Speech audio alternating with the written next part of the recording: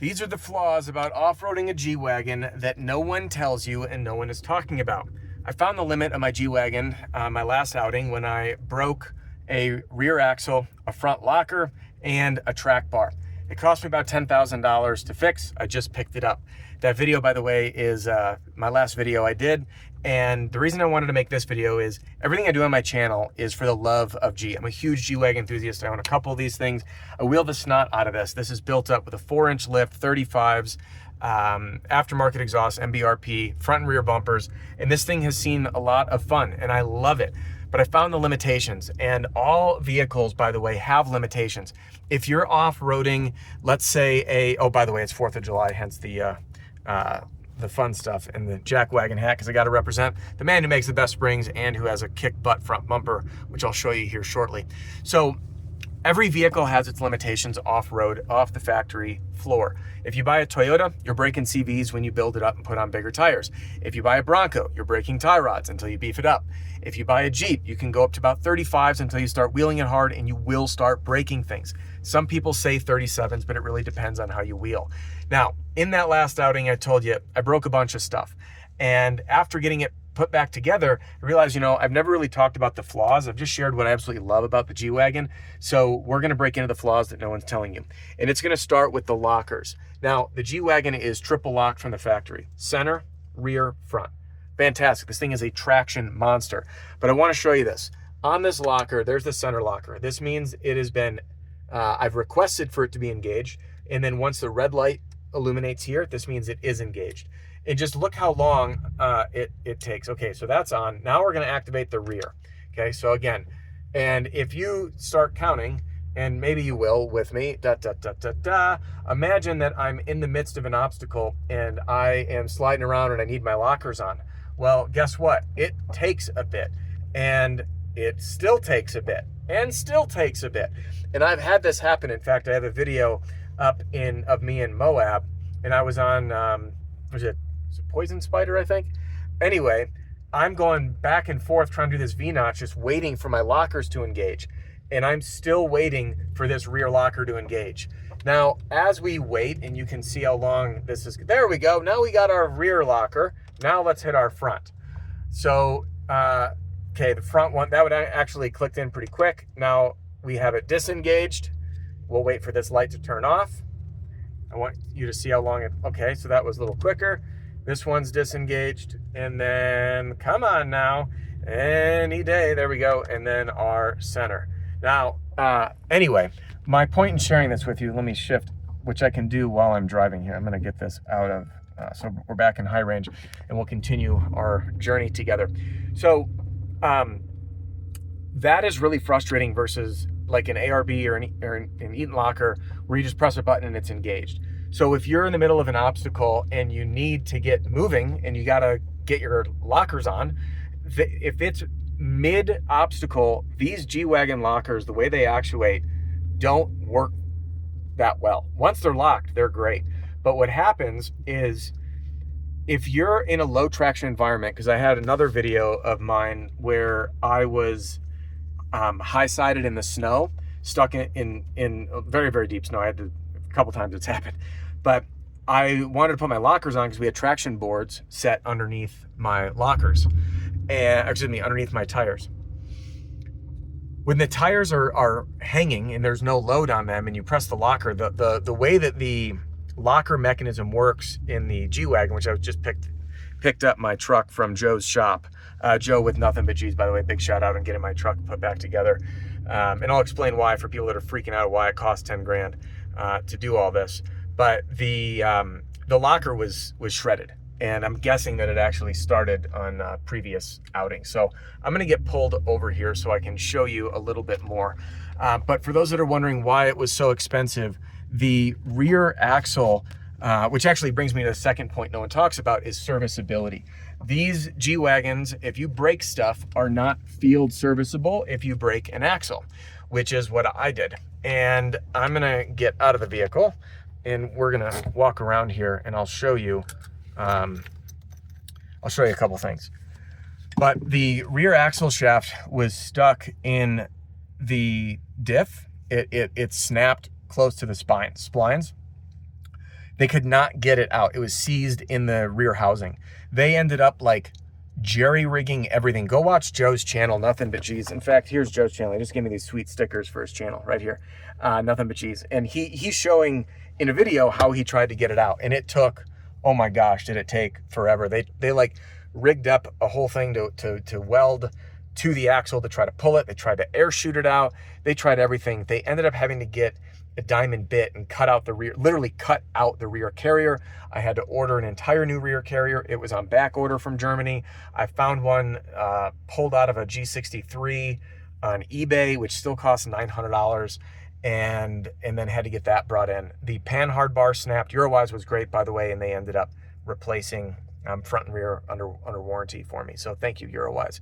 So the field serviceability is the second thing that no one tells you about. And again, the cost, like breaking that stuff, there's a $10,000 outing, not super fun. Okay, this brings me to the next thing that I just definitely don't love about off-roading the G-Wagon. Now, when we put it into, I'm gonna shift into 4 high, and to do that, I'll tap it into neutral. You'll see that pop into the, and then I just hit low range right there, and it'll say low range on, bingo.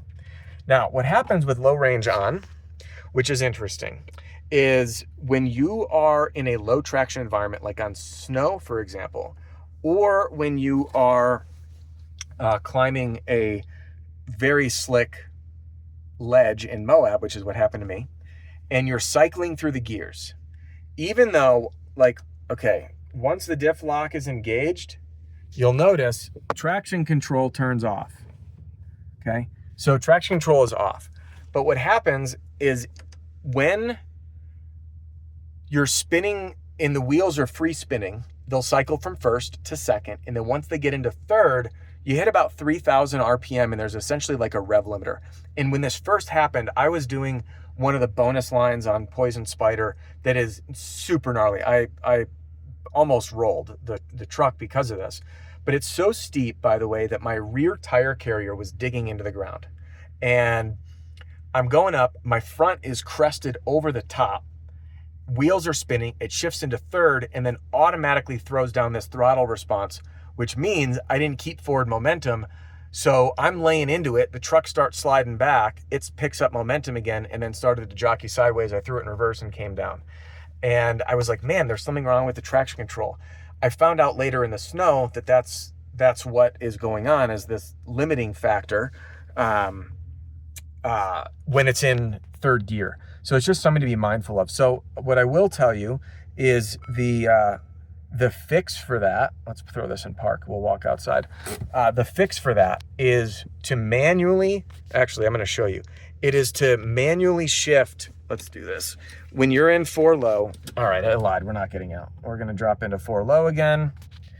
And there we go. And you'll notice that when I'm in 4 low, oops, I gotta be in gear.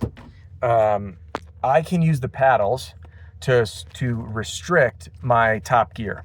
So right here, D2, it will keep me in no more than 2nd gear. So if I'm doing a low traction environment, I will cap it in 2nd gear to make sure that whole issue doesn't happen.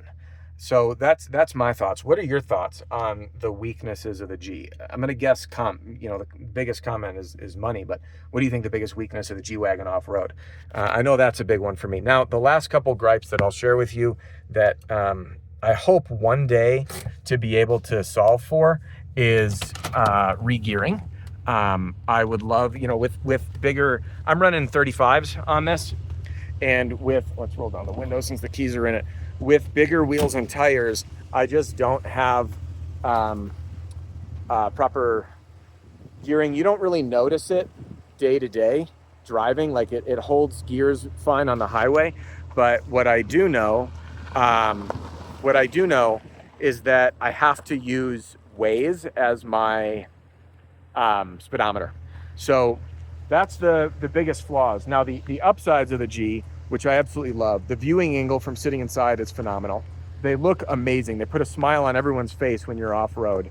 And these things have clearance beyond, like, for days.